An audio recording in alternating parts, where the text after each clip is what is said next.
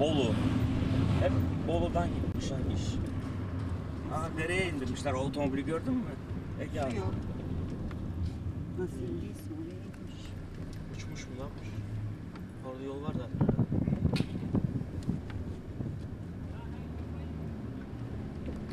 Bak Bartın.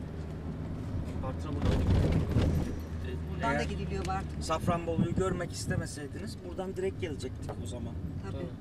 Sinop'a gidiyoruz. Bak Bartın sol, Sinop eski bir sağ. İnebolu evi. Karşıda. Deniz iyi dalgalanma. Karadeniz'e. Hmm. Can gider.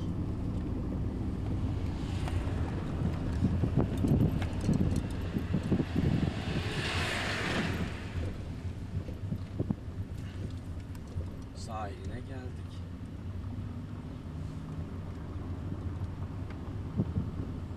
Burası belediye, PTT.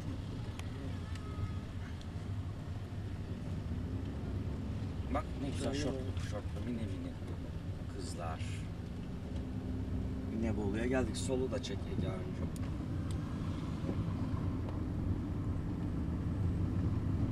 Karşı Etibank.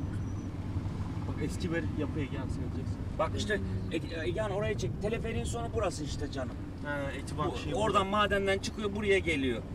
Çektin mi şu karşıyı? Teleferik başlangıcıyla Şurada şey. geçtiğimiz yerde bir lokanta vardı ama. Dönerim geri gelirim ya. Ha, başı yok mu? Bir tane mi lokanta Bir var? bakalım şöyle sahile. Liman restoran diyor zaten. Şehrin dışında da yeriz. Ya bakarız abi tabii. Artık yemek- sahilde çok lokanta vardır buluruz. Liman restoran var burada. Hani Tam karşıda yazıyor işte Hani- liman.